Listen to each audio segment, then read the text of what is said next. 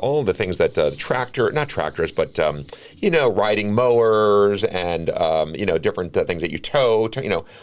Anyway, they couldn't do that without my permission. And there's a few other things. I said, look, I'm happy to have Tractor. I'm the one that sent them Tractor Supply, first of all, because Tractor Supply was interested. And I said, hey, Transformco, we've got a live one here. And so ultimately they needed it. And I said, look, guys, 276 is ridiculous. It should be higher. And I negotiated a higher rent for the Kmart is about 90,000 total feet. Tractor Supply took a third, so about 30,000. And right now, 2/3 is still sitting there empty. So they're paying 276 on the 2/3 that is empty. They're paying $776, a $5 increase on the 1/3 that is occupied. As the other two spaces fill in with rent-paying future tenants, they will all go to the $776. Amazing.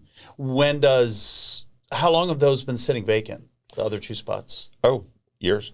Really? Years. They just can't fill them, huh? Oh, no. They just went through bankruptcy within 2 years ago. Yeah. So their bankruptcy took years, and it's been, they have other assets to focus more on. Yeah, right. Absolutely. Okay. And Kmart Vero is coming into its own. Yes. Each year it continues to get more and more plausible to see these larger retailers come into the market. So. Okay. Yeah. But that's been a great thing. It turned out to be a great thing, and it. There's a lot going on with that property. So that center alone is about 175,000 of my 1,000,000 square feet. That's 175 right there. Yeah, that's a big deal. A significant chunk. It's a chunk. And other than the empty space, which you're still getting rent on because I'm getting 276 on 2/3 on those. Yeah, absolutely. So I won't call that vacant. But is there any other vacant spots? I have one 1,400 square foot space. We're 99% full. 99, awesome. Yeah, really good. How long did it take you to stabilize from when you purchased the asset to when you were more or less fully leased? I bought it in 2005. Really, literally the 99% occupancy is a new phenomenon. I've always had vacancy. Okay. It takes a long time, not just leased, but each of these centers were downtrodden. They had been, each space requires it to be redone. So you're redoing each space. If you went into the place that is where they do facials, it's called M2 Aesthetics. You walk in there, it's got modern look to it. And, each space requires not just, you need to find the right tenant. Sure. You need to do the renovations. And so it's taken 20 years really to get to where it is. I bought it in 2005. And although it's been a successful center for many years already, it hasn't hit the level of where it is today until just recently. Okay. And for the build outs, let's say the nail salon wants to come in, they're negotiating with you. What's the most common way to fund those build outs? Is it you funding it and then giving some kind of, or they fund it and you give them a credit, or do you do it and then they pay you back over time, or how does that work? There's so many different ways. There's totally different ways to do it. But what I've learned, back to lessons I've learned, so I did a build out for a salon tenant. I made it perfect for her. She was a Paul Mitchell trained person. She was going to bring Paul Mitchell into her, and it was a brand that I was excited about. So I went ahead and did the entire build out. Well, she moved in there, and within like 8 or 9 months, she was just a painful tenant to deal with. Geez. And she left me high and dry. She moved out because she didn't invest a penny into that space. Yeah. Back to the psychology we talk about with the mobile homes too. If they don't have some ownership interest, not literal ownership, but some kind of buy-in. Yeah. They don't treat it. On the good side, the place was beautifully built out by me, and I was able to eventually, re-tenant it with a tenant that was a higher quality person that appreciated what I built there. But I wouldn't do that again. I would almost never do a build out where I'm going ahead and putting all the dollars in.Got it. Give me an example of something maybe you've done in the last few years what does that negotiation look like? And where does it end up? I love doing, I have a Club Pilates that's going in there right now where I can do a couple of them. A Club Pilates, a hibachi place that's a Japanese hibachi, where I just said, hey, you do the entire build out, we'll give you free rent. And so ultimately they're investing all their time, effort, and money into the space. And then which keep in mind, the space was empty anyway, getting nothing. Right. You know what I mean? So I just get a little perceived bit value. perceived value. Yeah. I get a little bit more nothing for a little longer. Oftentimes, if I do any kind of a tenant improvement credit, I'll do it at the end. So let's say that the build out is expected to be making a number up 100,000, and we're going to contribute 30 or 40 of it. I will not give that 30 or 40 until the CO. So they're putting out their money, and then the minute they hand me the CO, I give them the $40,000. It incentivizes them to get through the project quickly, and and many times you'll literally write them a check, or you then just give them the rent credit starting at the CO point. Sometimes I'll give them an option. Some people would rather have the money. Got it. Okay. Yep. But to be honest with you, I've also keep in mind that I'm a tenant. Even in some of the clinics, I didn't convert all on the healthcare side. The 20-something-year-old healthcare business, we to this day still lease a couple of the locations that we never could find a alternate, better location to buy. Yeah. So I'm a tenant. I'm also, we haven't gotten into bowling yet, but I'm also a tenant in that business where I pay real rent. So I go at negotiations from the standpoint of, I want these tenants to be successful. Their success is our success. We're a real estate company.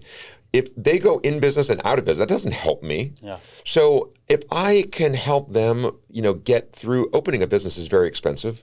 Getting great signage is expensive, but the signage and the various things that make a place look a certain way, really a top quality looking salon or whatever it might be, it's in my best interest to further their business. You're partnered in their success. You really are. We are. You're not on paper, but you are. We are. Yeah. We look at it like that. And by the way, that has been one of the crutches of my success is that the tenants feel that we are not this adversarial landlord tenant. And we are in business with them. We want them. And keeping in mind in retail, unlike in multifamily residential, where you might have a tenant for a couple of years at most, but they might be there but a lot of tenants move in for one and out. Most of our tenants are there for, multi-years, and some 10, 15, 20 years, like the post office, for instance. Yeah, for sure. So let's get to the the bowling story. I like this one. But, I mean, unless there's another story in between for buying assets. So, No, because what happened with the first deal I told you about was 2005. That the hurricanes were 2004. I bought the damage center in 2005. For that $6 million going into a project. I'm living there a lot now. I have a home there, and I'm there all the time. The center directly next door comes on the market. No, not at $6 million. At the $12 million mark. This is 2007 now. This is 2 years after the first one, and right before the major recession. And I buy another shopping center that's similar size. So now I've got 175,000 feet here and 175 next to it. So I've got 350,000 feet of retail, all on US 1 in Vero, 35 acres on US 1. A big deal, Incredible. But, and I needed to borrow money because I didn't have, after spending the $2 million on the first center, 2 years later, I needed $3 million. I didn't have it. So I called my older brother, who's a successful orthopedic surgeon, who's grinding every day doing surgeries, and he's looking to copy his younger brother and some of the passive income. Great. And he was able to contribute, and my mother-in-law did some. And creating win-wins. Yeah, we did. Good. But so after you purchased it, I bought it. Yep. And it had an empty movie theater. 40,000 of its feet were empty movie theater, and I got lucky. I got lucky that a local Vero Beach man, a successful man who had a chain of automotive dealers. His name was Rick Starr, quality guy. I had Rick Starr Acura, Rick Starr Lincoln Mercury. He saw the writing on the wall in his business, sold to AutoNation for a pretty penny. And I don't know why he got into the movie business, but he did. And he had at that time 2 or maybe 3 movie theaters, one in Melbourne, a little further up the road, another one in Rhode Island, don't ask me what. And he had his eyes on this. He lived in Vero. He lives in Vero. He wanted to redo the old movie theater. So I was very blessed to get this guy interested in my empty movie theater. Because literally when I bought it, there was homeless people living inside the theater. Wow. It was terrible. And it was an old theater. And this goes back to deal making. I said, Rick, he needed me as a landlord. He needed a new roof, and a roof on 40,000 feet it's a number, I don't know what a roof would be back then, but $600,000 for a new roof on that size square footage. It needed this, it needed that. And the landlord is responsible for these things. These are normal landlord things. And I just didn't have the dough. And I said to him, is there a way that we could work out? He had plenty of money. So I think I did the roof and maybe one other thing, and he did all the other things at his expense, but he got a rent credit. Okay. And that's how we were able to bridge the gap. Yeah, great. So he did a multi-million-dollar renovation. He called the theater the Majestic Theater, and there was a great Jim Carrey movie called The Majestic. The Majestic, yeah. And the theater is first class. It's got granite countertops, and the attendees are all wearing bow ties. It's like a throwback kind of theater, Very cool. but with all the new technology. So it opened to amazing success, and I was just super fortunate. Now, he's not paying huge rent because he's not a dumb man. He negotiated himself a nice lease. But keep in mind, when I bought the center, it was getting zero. You know what I mean? So having this new rent-paying, beautiful tenant, everyone in town knows it. I changed the shopping center's name to be called the Majestic Plaza to take some momentum from him. And I don't know a whole lot about retail, but that's one of your anchor tenants, right? And that's bringing in traffic to the center and For sure. cross-pollinating in different businesses, right? It is the largest tenant in there. The second largest tenant, though, was a bowling alley owned by, coincidentally, an orthopedic surgeon who owned multiple bowling alleys, all of if you were classifying them in terms of A, B, C, D, F. They were F quality bowling alleys. You had to bring your own ball and pins. You mean you would never do like a kid's birthday party there? But You could have walked out and go get your ball after you toss it. It was gross. I mean, it was gross. Now, who went there? True. Look, you're in a small town Real like bowlers. Bureau. Yeah. True bowlers. Real If you want to go bowling, that was the only game in town. Got it. Yeah. And you went there.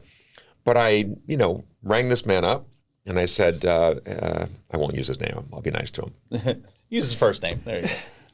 I showed this doctor, this owner of the bowling alley, what we had done with the Majestic Theater. And I said, look, let's sit down. And I was hoping we could sort of have a similar meeting to the one that I had with this gentleman, Rick Starr, and be able to come up with a solution of how we could take his F quality and raise it to a B. I was looking for a Taj Mahal. I just wanted something, I could be proud of. And we just couldn't be any further from agreeing. If I said black, he said white, and it ended ugly. Okay. Wow. It ended ugly. Wow. Yeah. And I remember, and now we're in 2009. We're in the heart of the recession. Yeah. Other tenants are leaving my shopping center because they're going out of business. And this guy decides to, at the end of his lease, and we're fighting now. He took his stuff and left.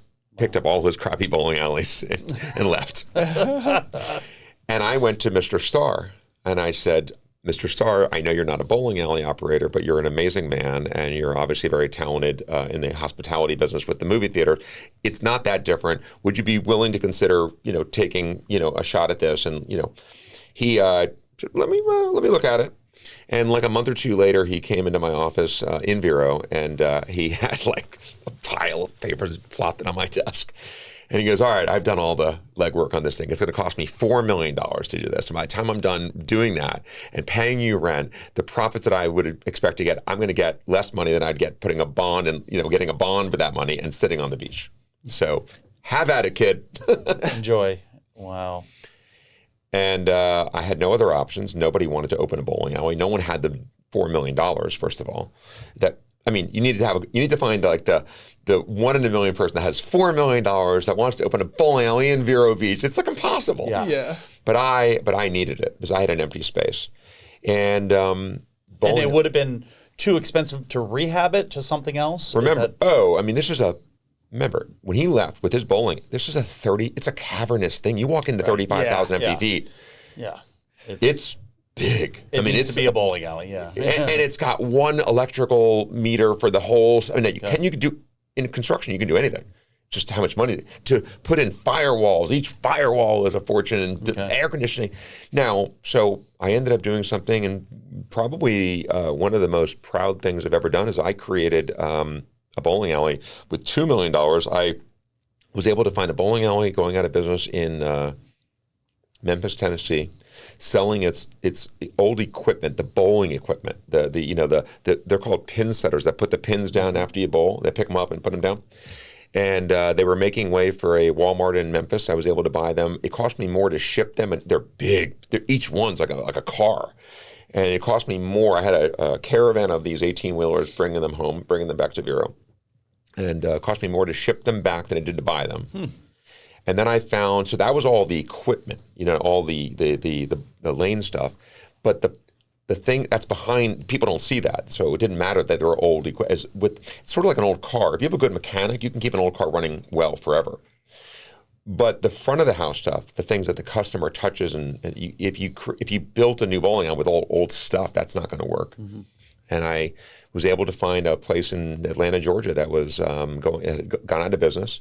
I was able to buy it not for nothing, but for a fraction of what the Brunswick would have charged me. And we were able to build this $4 million project for about $2 million. Wow. And when we opened it up, it's been a huge success. And so not only is it a very successful thing for my partner and I, we're still partners on it, like I told you. Great. But it pays $40,000 a month in rent every month. Every month. That thing, not only does it profit my partner and I from, but also sends the center, which I'm also the owner of. So double profit. Yeah. So it's been a huge thing. And you may not know this, but liquor licenses here in Florida are expensive. And what they, depending on which county you live in, they're different prices. So in Miami, for instance, it's called a 4 COP, which is, you can do a beer and wine license for $1,000, nothing.